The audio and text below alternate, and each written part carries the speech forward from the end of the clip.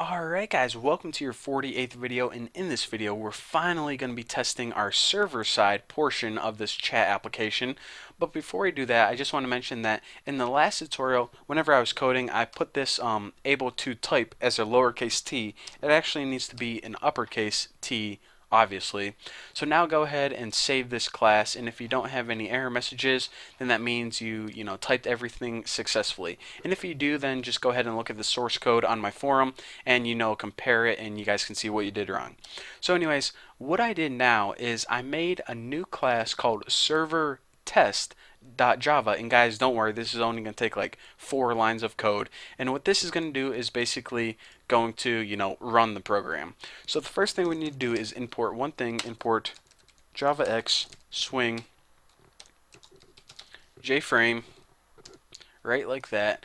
And now let's go ahead and create a new object to access all the crap inside this server class.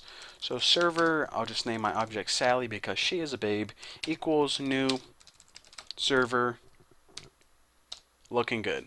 So now that we can access all the stuff in the class, we can go ahead and kick off with that start running method. But before we do that, we obviously need to do some housekeeping stuff. Sally set default close operation. Looks pretty good. So jframe exit on close, which pretty much means make sure we close whenever we hit the X.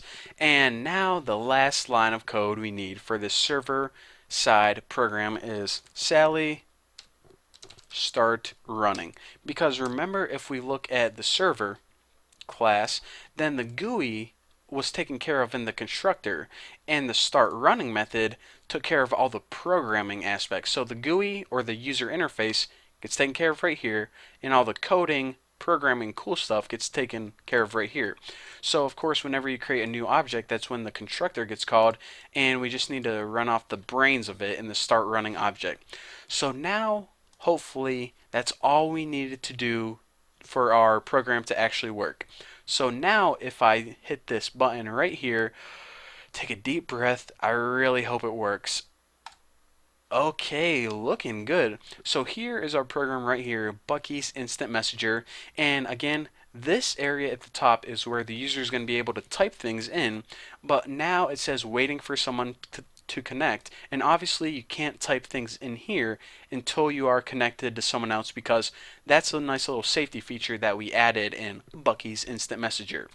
So now what we have to do is we need to build another program that's very similar to this, but instead of the server, which is where this program is going to be, this one is going to be on the client, which is your guys' computers.